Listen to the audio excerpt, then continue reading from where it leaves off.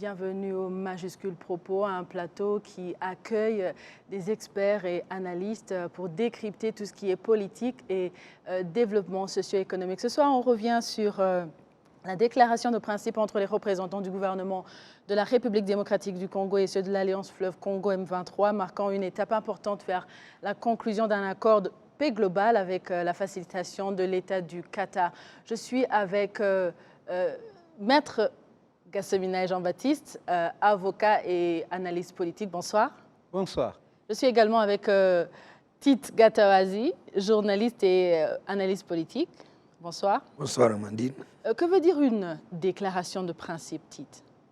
Non, mais c'est une déclaration qui arrive au bout de plusieurs discussions et qui offre le cadre selon lequel les partis viennent de convenir les points essentiels qui portent sur le différend qui faisait l'objet des discussions. La déclaration de principe montre qu'on a évolué, qu'on a compris et qu'on vient de fixer un cadre qui permet maintenant de décortiquer point par point et de prendre le chronogramme, qu'est-ce qui sera prioritaire pour nous, qu'est-ce qui peut faire l'objet de beaucoup plus de détails plus tard et qu'est-ce qui ne peut pas être reporté. Maître Gassemina, et là on parle de Doha, un tournant vers une paix durable à l'est de la RDC. Peut-on revenir sur le contenu réel du document de principe? Oui, au fait, la déclaration de principe, comme tu viens de le dire, c'est une expression d'intention sur laquelle le parti s'engage à discuter. Donc, je dirais que c'est comme un avant-projet d'un accord éventuel ou peut-être qui reprend plusieurs points sur lesquels la discussion va avoir lieu. Mais dans le cas de figure, la déclaration de principe qui a été signée entre le gouvernement de la République démocratique du Congo et l'AFC M23 contient effectivement plusieurs points, dont le plus important que je puisse mentionner. La première, c'est juste les principes généraux, donc les principes généraux qui vont régir les discussions qui auront lieu dans le futur entre les deux parties, donc qui se sont engagés. Et ils ont ensuite convenu sur un cessez-le-feu permanent, donc c'est-à-dire que les deux parties se sont engagées à mettre en œuvre d'un cessez-le-feu, donc de cesser toute forme d'hostilité, de ne pas s'engager dans de nouvelles batailles et conquête de nouvelles positions, donc de ne pas changer leur position actuelle. Troisièmement, ils sont convenus sur un grand nombre de points qui sera discuté pendant les négociations, notamment les mesures de confiance entre les partis. Ils se sont convenus sur le retour des déplacés internes et réfugiés. Ils se sont convenus sur un grand nombre de choses, donc on pourrait peut-être entrer dans les détails lorsque le temps arrivera. Mais le gros de cette déclaration de principe, c'est ça. Donc, c'est le feu, et puis ces points que je viens d'énumérer. La libération des prisonniers politiques qui sont à Makala et Andolo pour délit de faciès. Oui. La réouverture des banques, en tout cas dans la zone libérée par la FCM 23, décidée par Kinshasa. Et ça, c'est très urgent. Et merci Tite. Justement, donc après cette déclaration, après une heure, comme ça, il y avait un commentaire, il y avait plusieurs commentaires, une polémique autour du poste de Patrick Muyaya qui parlait autrement de ce qui a été signé. Quel danger a-t-il de ne pas vraiment avoir ce qui est écrit, ce qui se déclare et ce qui est présenté au public? Parce qu'il a quand même un grand nombre de personnes qui le suivent sur Twitter. Oui, effectivement, moi je pense que c'est une chose qu'il a faite Sa position sciemment. dans le Oui, gouvernement. sciemment. Sa position, au fait, c'était sur un seul point qui est repris dans la déclaration de principe. C'est la restauration de l'autorité de l'État. Ils ont appelé ça restauration de l'autorité gouvernementale. Et pour Mouyaya, la restauration de l'autorité gouvernementale signifie le retrait pur et simple de l'AFC M23 de toutes les zones conquises.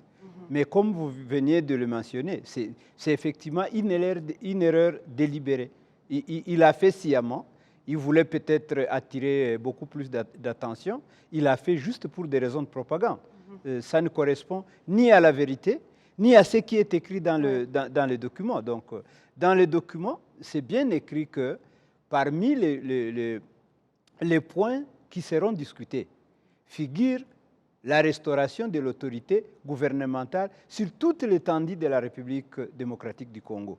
En fait, lui, il a le droit d'exprimer ce qu'il pense. Mais quand il fait une déclaration... Non, lui, c'est une bouche autorisée du gouvernement. Exactement. En fait, là, c'est ça la confusion, parce que lui, il peut aussi, en tant qu'être humain, faire un commentaire, analyser le contenu. Mais là, c'est un problème parce qu'au moment où il déclare quelque chose, il poste quelque chose, le gouvernement ou bien le public ou l'audience voit que ça, c'est officiel. C'est officiel. Hein? Exactement. Mouyaya s'exprime. On va y revenir. Donc, c'est officiel. Oui. Alors, on va y revenir après. Parce que maintenant, je ne veux pas poser la question de savoir si c'est officiel. En moins d'une heure après la déclaration, après cet accord de principe, il y a cette annonce de Mouyaya. Donc, c'est quoi? Est-ce que c'est un jeu? Est-ce que vraiment il y a la volonté de négocier vers la paix? Mais on y revient après, mais Tite, alors parle-moi de la position officielle de la FCM 23 sur le retrait des zones sous son contrôle, parce que c'est ce que Mouyaya donc la personne fondée et autorisée l'a dit depuis Doha, je ne peux pas dire le contraire. Boni m'a dit, ça n'a pas fait l'objet de ce qui a été discuté, de ce qui a été convenu et de ce qui a été signé. Pourquoi on veut venir sur un terrain qui a été abandonné? Il est hors de question ni de retrait, ni de cantonnement, ni d'intégration au sein des FARDC. Là n'est pas la question. On n'a pas parlé de ça. Et même s'il y en a qui l'ont invoqué, ça n'a pas été retenu.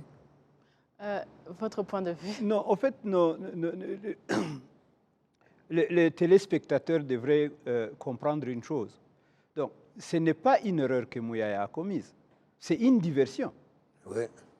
Lui, il voulait communiquer à sa façon, il voulait faire de la propagande et il voulait, au fait, tromper l'opinion. Parce qu'il n'y a pas eu accord. La déclaration de principe n'est pas un accord. La déclaration de principe n'est pas quelque chose qui va être mis en œuvre.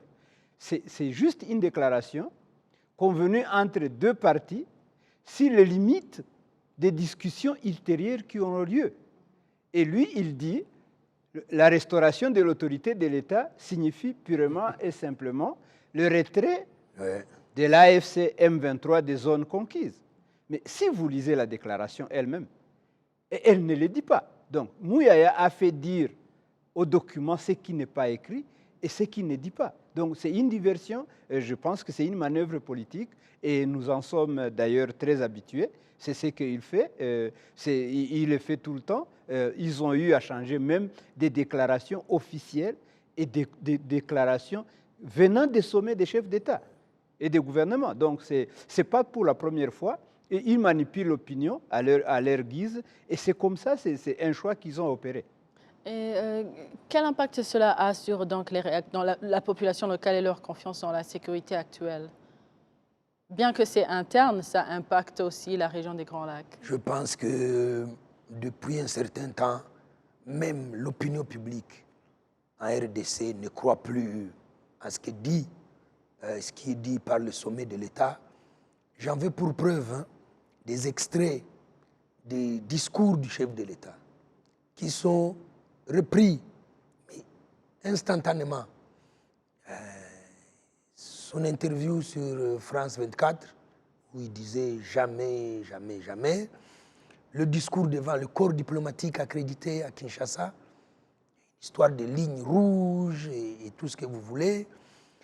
son émission sur Top Congo, on se moque finalement de l'autorité de l'État. Et ça, je crois qu'au sein de l'opinion, ça montre le divorce qu'il y a entre la classe politique, ses manœuvres, ses discours, ses erreurs, ses contradictions, et l'opinion qui attend des actes de ces gens-là. La dernière fois, je crois que c'est Mouyaya qui se fait accrocher sur Top Congo. Quand on lui demande, j'ai failli reprendre ça en lingala, on peut traduire. Vous insultez les gens, vous les traitez de terroristes, de panthés, de supplétifs. Et vous dites jamais vous ne discuterez avec. Mais vous êtes ensemble à Doha. Masolo nini bozo betan à Doha. De quoi discutez-vous à Doha avec ce que vous avez traité de pantins, de tout ça. Et donc il était très mal à l'aise. L'opinion n'arrive plus à suivre. Ni les discours du chef de l'État. Il a multiplié 1 million de promesses pour les Congolais. Il n'a jamais fait. Il a dit tout et son contraire, ce qu'il vient de dire Maître Gassominari. Vous êtes avec les autres chefs d'État. À la sortie du sommet, vous avez signé et vous allez faire écrire autre chose à Kinshasa. Donc l'impact, c'est cette crise de légitimité qui pèse sur le pouvoir et une population qui est désespérée. Maître, en tant qu'avocat, vous pouvez comprendre, par exemple, je me dis que vous comprenez que quand une personne revient sur sa parole, bien se repentit pour se retrouver à Doha. Jusque-là, ça représentait quoi pour vous? Et après, voir ce que Mouyaya déclare, ça représente quoi? Est-ce que c'est un chaos? Est-ce que c'est une erreur? Comment est-ce que vous pouvez interpréter ça? Non, moi, je ne pense pas que ça soit... Par rapport à la volonté politique. Je ne pense pas que ça soit une erreur. Au fait, les choses en politique évoluent. Avant, ils avaient une position selon laquelle ils ne négocieraient jamais avec le M23 et l'AFC. Oui. Mais lorsqu'ils ont recouru aux bons offices ou au service des Américains, oui, les Américains leur ont conseillé d'essayer le processus politique et diplomatique au détriment de l'option militaire qu'eux défendaient. Parce qu'en allant aux États-Unis, ils n'étaient pas allés demander de l'aide dans le cadre des négociations. Eux voulaient de l'aide militaire pour venir frapper les ennemis, entre guillemets, qu'ils voulaient frapper. Mais lorsque les Américains leur ont dit que la paix était possible sans les armes, c'est là que les négociations ont commencé. Et les négociations, il faut le rappeler, ont été en 2 temps. Des négociations entre le gouvernement de la République démocratique du Congo et le gouvernement du Rwanda, oui, qui avait d'ailleurs commencé aussi par la signature d'une déclaration de principe, et enfin par un accord qui a été dûment signé le 27 juin, et qui précise cet accord, que l'accord de Doha entre le M23, l'AFC M23 et le gouvernement de la RDC fera partie intégrante de l'accord de Washington entre le Rwanda et la RDC. Donc, et après, il s'était convenu que les négociations entre l'AFC M23 et le gouvernement congolais allaient continuer à Doha. Donc, le 23 avril, une déclaration conjointe avait été signée par le représentant du gouvernement congolais et le représentant de l'AFC M23. Et c'est après la signature de cette déclaration du 23 avril que la déclaration de principe maintenant vient d'être signée à Doha par les 2 parties, donc l'AFC M23 et le gouvernement congolais. Mais après signature, ce qui va suivre maintenant, ce sont les négociations proprement dites, oui, qui vont s'intéresser aux causes profondes du conflit et qui pourront se terminer par la signature d'un accord, un accord qui sera mis en œuvre Donc cet accord portera sur les points qui sont repris dans la déclaration de principe. Donc moi je dirais que ça c'est un avant, c'est pas un avant-projet de l'accord, c'est un pas de géant qui a été franchi. Parce que là quand on parle en termes de gains, moi je pense que c'est un très grand coup diplomatique qui a été réalisé et c'est un grand pas qui a été franchi, que ce soit sur le plan politique, diplomatique, et par les deux parties. Donc, je m'abstiens de dire que tel ou tel a perdu, parce que jusque-là, c'est juste une déclaration de principe, mais l'essentiel est repris dans la déclaration de principe et on a l'espoir que l'accord aussi portera sur cette déclaration de principe. Et c'est une déclaration de principe qui reprend presque toutes les revendications qui ont été apportées, qui étaient au fait portées par l'AFCM 23 et le gouvernement congolais, bien entendu, parce que là, lorsqu'on va entrer en détail, on parlera aussi des points saillants, des points sur lesquels le gouvernement de la RDC se fonde et demande que ça soit respecté, notamment le rétablissement de l'autorité de l'État, le respect de l'intégrité territoriale et consorts. Oui. Alors, vous venez de mentionner le fait que vraiment, c'est un pas de géant et tout le monde apprécie ça, même le gouvernement du Rwanda, je cite, a salué donc la signature ce jour, donc hier à Doha, de la déclaration de principe entre les représentants du gouvernement de la République démocratique du Congo et ceux de l'Alliance Fleuve Congo, marquant une étape importante vers la conclusion d'un accord de paix global avec la facilitation de l'État du Qatar. Alors, Tite, si c'est un pas important qui est franchi, comment est-ce que vous interprétez l'ambiguïté dans les déclarations du gouvernement face aux engagements sur le terrain? Parce qu'on vient de le dire, parce qu'on ne cessera jamais. C'est quoi le danger alors? Le danger, c'est qu'on veut planter une épine dans la déclaration de principe. On veut anticiper l'accord de paix et même préempter ça. Il ne faut pas oublier quand même qu'il y a des manœuvres à Kinshasa. On a recruté des mercenaires, je trouve, et tout le monde considère que c'est incompatible avec une démarche de paix. On est en train d'amasser des troupes. On apprend qu'à Kindu, il y a ceci, que vers Walikale, il y a ça, que l'aéroport de Bujumbura sert de plateforme pour acheminer vers Uvira. Tout ça, ce n'est pas des éléments qui peuvent rassurer ceux qui attendaient beaucoup de Doha. Et donc, en temps actuel, puisque là, on est, comme Maître vient de le dire, on est en train de voir positivement, par exemple, il y avait des déclarations, il y avait je ne pourrai jamais m'asseoir avec, et ce jamais a été changé. Maintenant, si on revient, si on part d'un angle positif maintenant, c'est quoi le danger? Puisque là, on est en train d'évaluer le fait de la signature de ce principe et la déclaration du gouvernement en moins d'une heure, donc ce qui se contradisait. Le danger, il est permanent. Ok. On ne peut pas faire confiance aux gens de Kinshasa. Voilà le nombre de fois où on a été dans plusieurs capitales. Mais maintenant, là, il y a quand même... Quelle devrait être la solution? Il y a le poids d'abord des pays qui ont piloté la négociation. Vous avez le Qatar qui est un grand acteur international, vous avez le parrainage des États-Unis, vous avez l'Union africaine qui était présente sur place. Toutes les délégations. Et le danger, il est à plusieurs niveaux. D'abord, c'est cette perte de crédibilité du gouvernement congolais qui accepte ceci et dit son contraire à la face du monde. Le deuxième danger, c'est que en termes de parrainage pour accompagner la mise en application de ce qui est convenu, c'est que tout le monde se rende compte à la fois de la mauvaise volonté de Kinshasa et de sa mauvaise foi. Si mauvaise foi il y a et que c'est attesté, et en termes de partenariat, je ne suis pas sûr qu'il pourra encore s'adresser à un pays, à une organisation ou à des amis. Je crois qu'il en compte aujourd'hui très peu.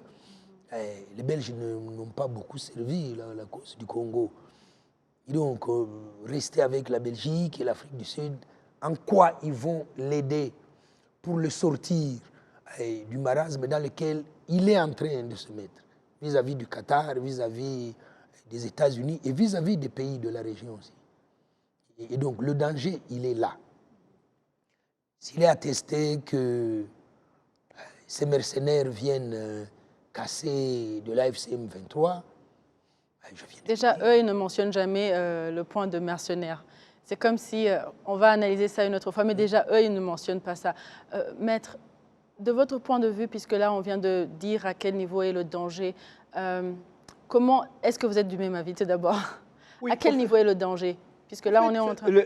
Moi, je situe le danger au niveau de la communication.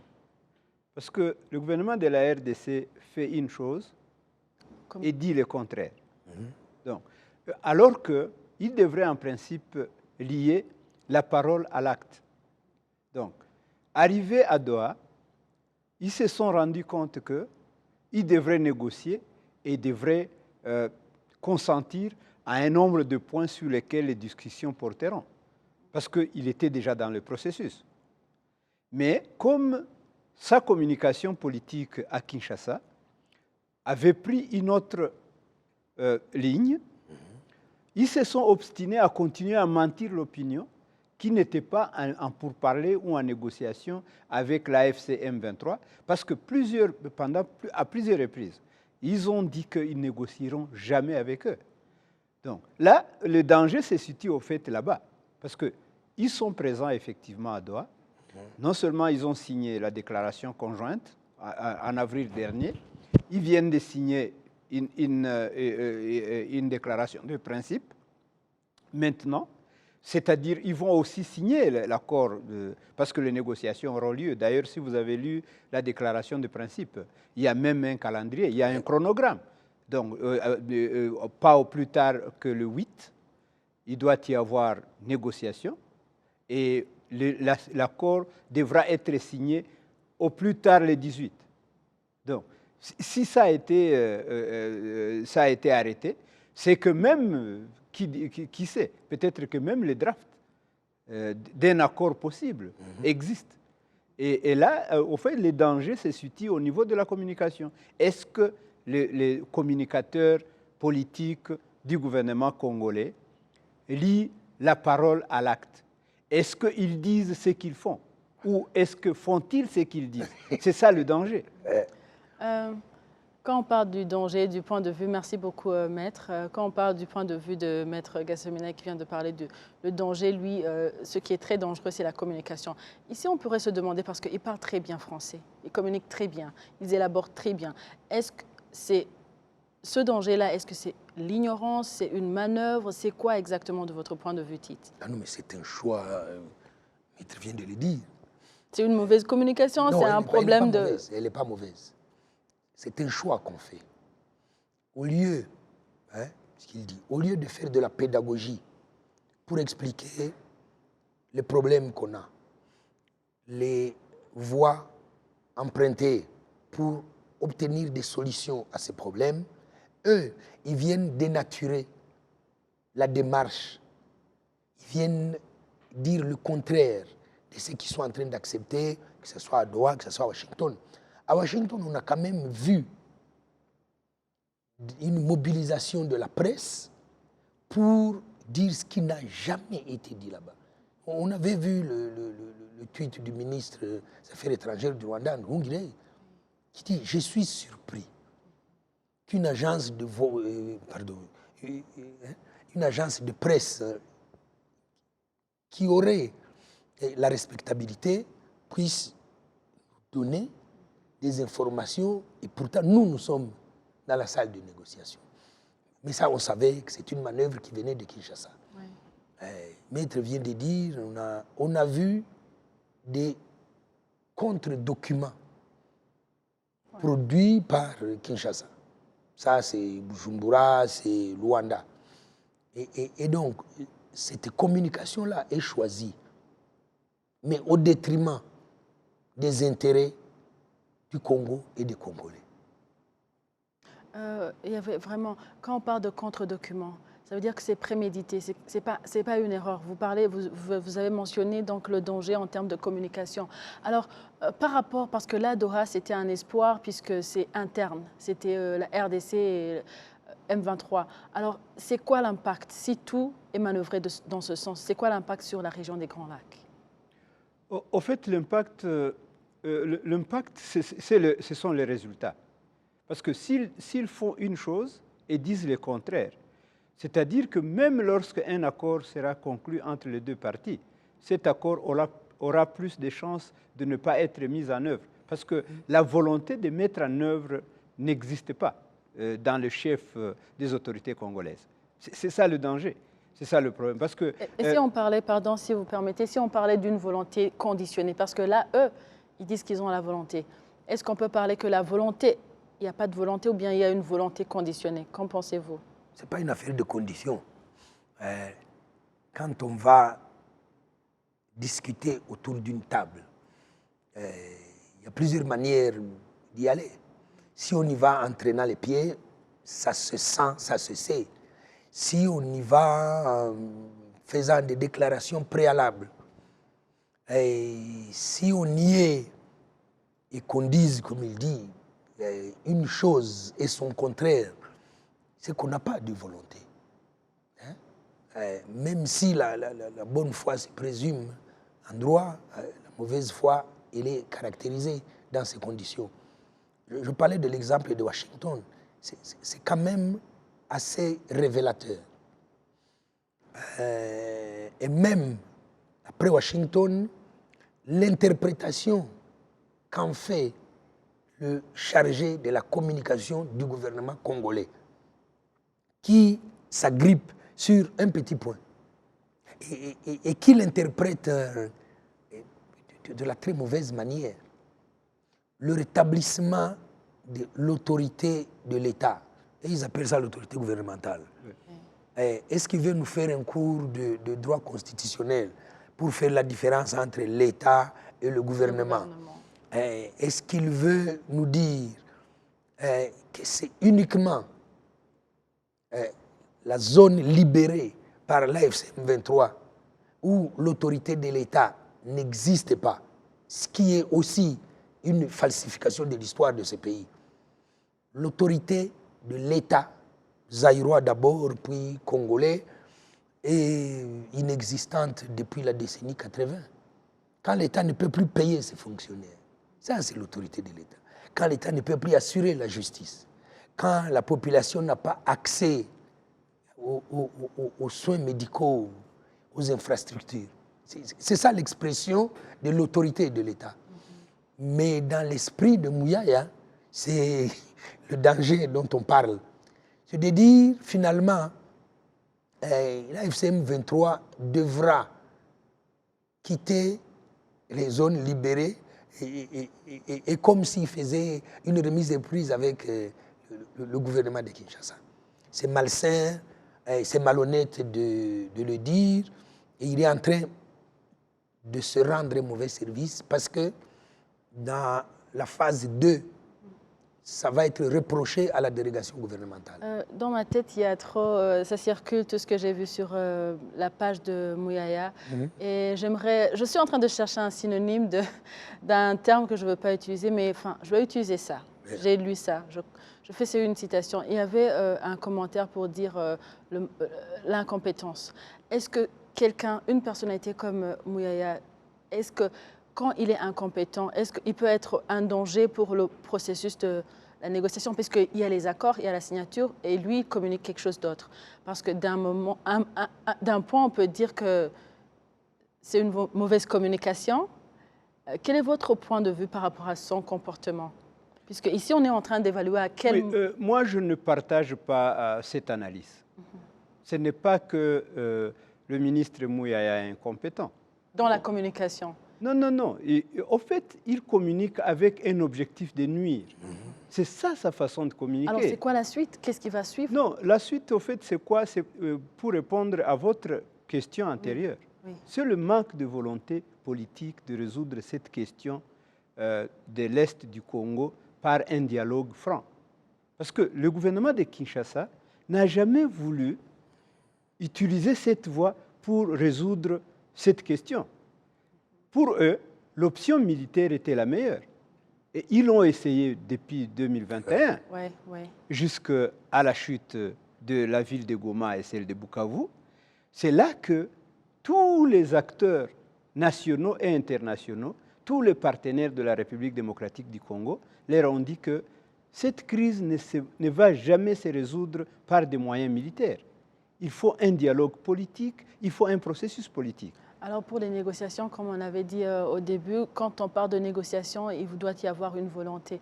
Alors quand il y a une volonté qui n'est pas vraiment réelle, puisque dans les déclarations, ce qui a été dit, la signature est différente à ce qui a été posté, qu'est-ce qu'on peut anticiper comme problème ou bien impact? Le problème qu'on peut anticiper, c'est dire la crise va continuer.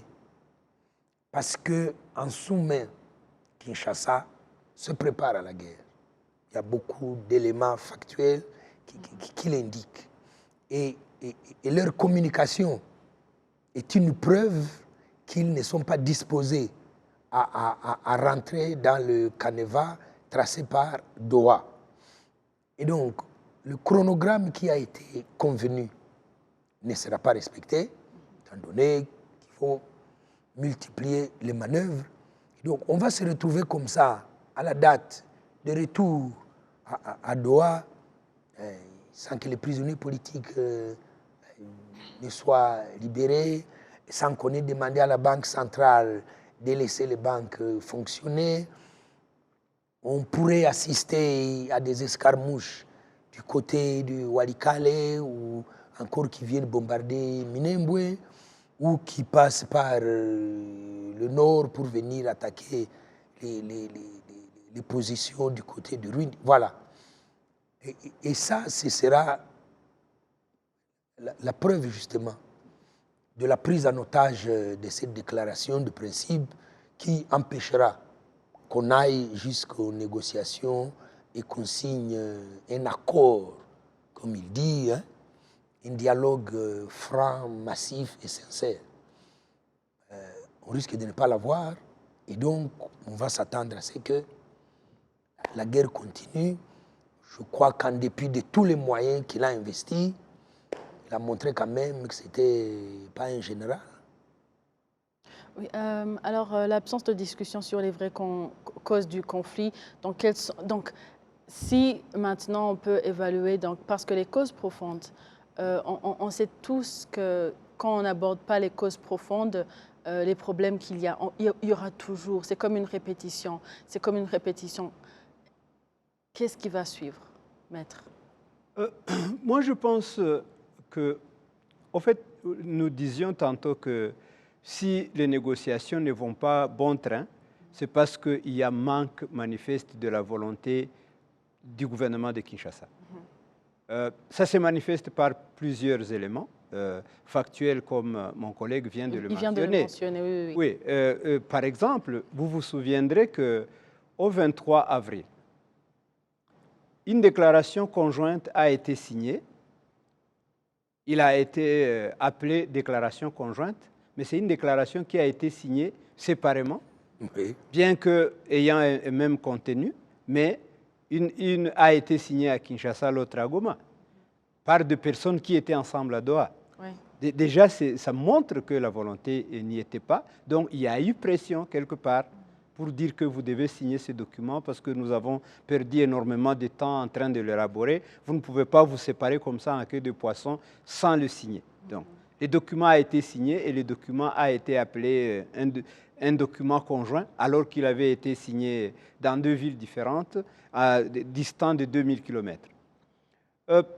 Après, ils se sont encore retrouvés à Doha où une déclaration de principe a été signée. Mais une heure après sa signature, la bouche autorisée du gouvernement congolais a déclaré ce qui était contraire ou ce qui n'était pas mentionné dans la déclaration de principe. Tout ça montre des signes de mauvaise volonté parce qu'au fait, leur souhait, ce n'était pas de voir les M23, l'AFC, signer un document avec eux ou négocier avec eux. Parce qu'ils avaient dit préalablement qu'il n'était pas disposé à négocier. Donc, le souhait de Mouyaya serait de voir l'AFC M23 partir des villes qu'il a conquises 5-6 mois plus tôt, par une magie d'une déclaration signée à Doha. Oui. Et je pense que les choses ne marchent pas comme ça. Oui. Et lui-même en est conscient que ça ne marche pas comme ça.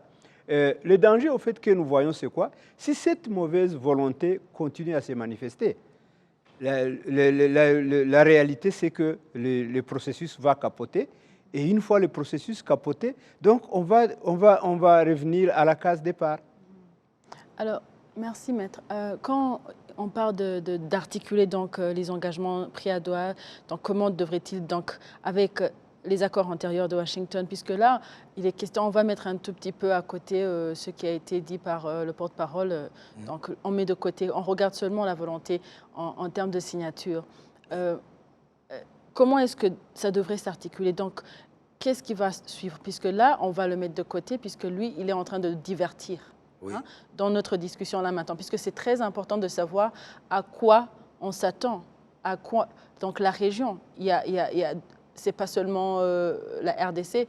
La décision de la RDC à l'interne, c'est bien, mais sa sécurité impacte toute la région. Quel est votre point de vue sur ça? Oui, si on dit que Doha sera arrimé à Washington, c'est parce que Washington a consolidé, en tout cas a repris le CONOPS. Oui. Et surtout, si tu permets, surtout qu'il y a aussi ce qui concerne les points qui devraient être réexaminés. Oui, Washington reprend le CONOPS, le concept d'opération pour la neutralisation des FDLR. Les FDLR sont une épine dans le pied de toute la région. Nous assistons quand même à ce que certains ont appelé, il fut un temps, l'axe du mal.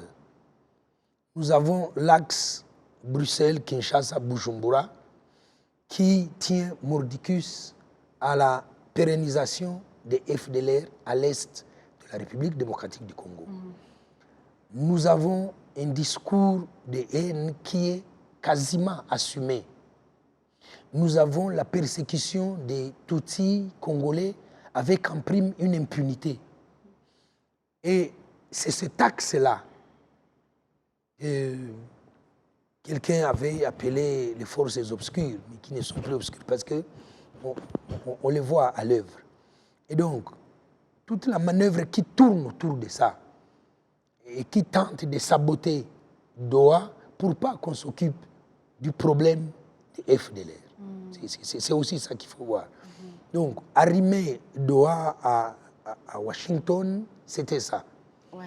Et maintenant, comme les FDLR sont l'épine dorsale des FRDC, et qu'autour de Tshisekedi, Bruxelles l'encourage à dire on est derrière vous, prenez soin des FDLR, et que vous avez le Burundais qui, pour des raisons idéologiques et mercantiles, soutient aussi des FDLR.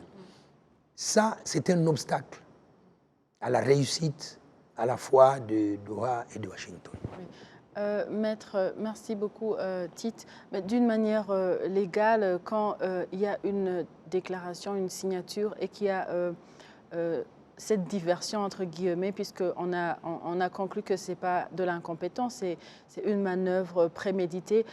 Comment est-ce qu'on peut évaluer alors comment les engagements pris à Doha s'articulent-ils avec les accords antérieurs de Washington, notamment donc, en ce qui concerne les points qui devraient être réexaminés, s'il y a cette contradiction?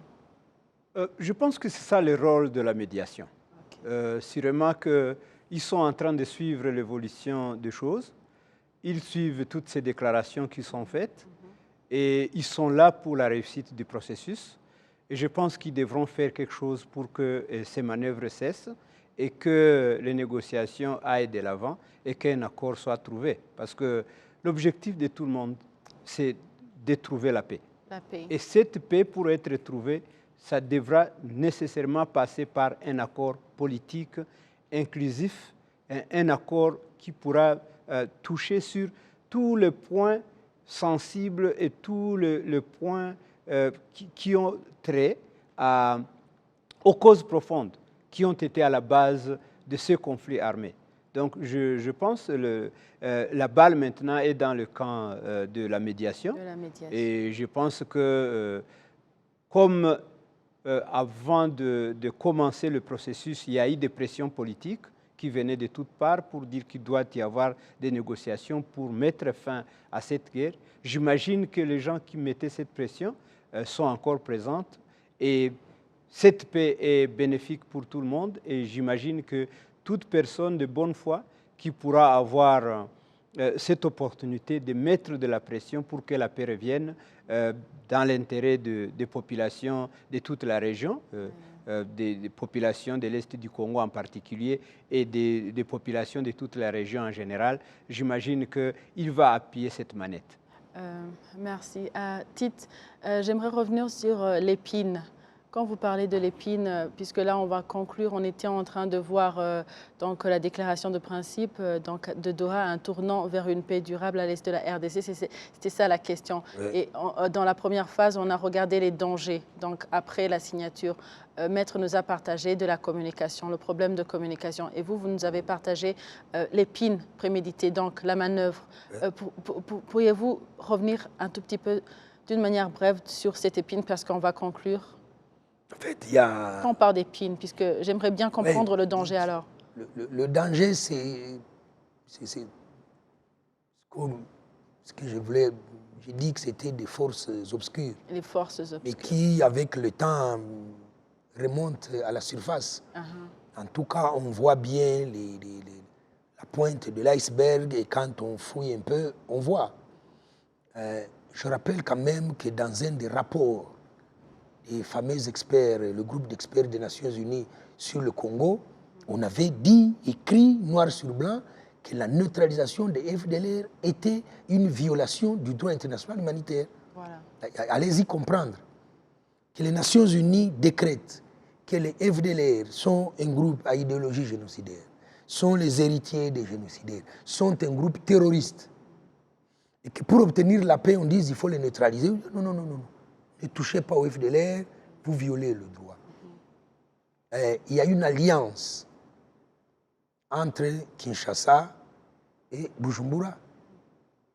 Cette alliance est fondée sur l'idéologie génocidaire et sur le soutien qu'apporte Bujumbura au FDLR à l'est de la République démocratique du Congo.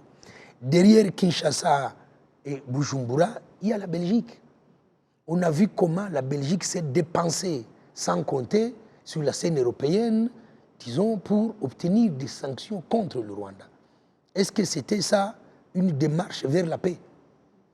On a lu et entendu des déclarations des autorités belges. Cela a conduit à la rupture des relations diplomatiques avec le Rwanda. C'est par excès de zèle que le président burundais a unilatéralement fermé ses frontières avec le Rwanda. Et quand vous voyez tout ce qui tourne autour avec ces acteurs-là, c'est ce qu'ils appellent l'épine. C'est des obstacles au processus de paix que nous sommes en train de souhaiter et tous ceux qui soutiennent Doha et Washington auront du mal, en tout cas rencontreront ces obstacles sur leur parcours. Merci beaucoup. On était en train de discuter autour de déclaration de principe RDC, AFCM 23. On parle ici de Doha, donc un tournant décisif donc, pour voir si c'est une paix vers une paix durable. Et Maître, vous avez un dernier message. Vous avez mentionné vraiment que le danger est plus dans la communication. Et vous venez de mentionner le danger, c'est dans les forces obscures et que vous venez d'illustrer bien. Un dernier message pour ceux qui nous suivent. La balle est dans le camp de la médiation, on comprend très bien. Bon, non, non, non. En fait, oui, la médiation a un rôle à jouer, mais les partis ont aussi leur rôle à jouer.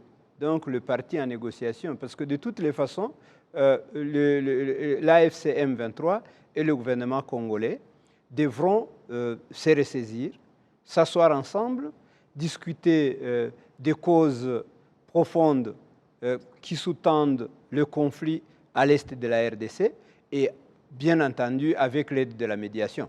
Il n'y a pas d'autre solution. Il n'y a pas d'autre solution que les négociations. Et si ce ne sont pas les négociations, donc c'est la crise, c'est la guerre qui continue. Et la guerre, peut-être que c'est lui qui la gagnera, c'est lui qui aura le dessus et c'est lui qui va gérer les affaires à RDC. Mais ce n'est pas ce que les gens souhaitent.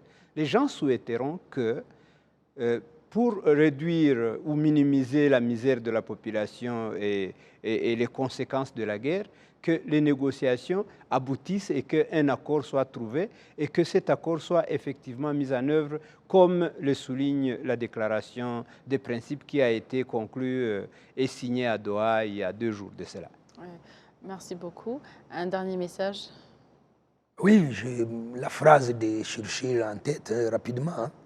Ce qui est du risque d'avoir la guerre et le déshonneur. Quand tout à l'heure vous avez parlé de le manque de crédibilité par rapport envers tout le monde. Quand vous parlez de tout le monde, c'est qui tout le monde? Puisque maintenant... C'est tous ces partenaires qui viennent aider, qui viennent au chevet de la République démocratique du Congo.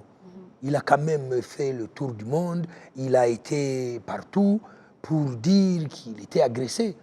Et quand on vient l'aider à obtenir la paix, c'est lui qui est en train de saboter tous les processus de paix. Et dans la prochaine discussion, on va revenir sur le fait que ces partenaires, et si toutes ces personnes-là étaient au courant, étaient conscients de ce qui se passe. Donc ça, on va y revenir une autre fois, puisque là, on parle de crédibilité. Si en termes de crédibilité, ce n'est pas la première fois qu'on contredit ce qu'on a signé, je parle de la RDC, on va revenir, je vous inviterai une autre fois pour discuter sur ça. Ce sera avec plaisir.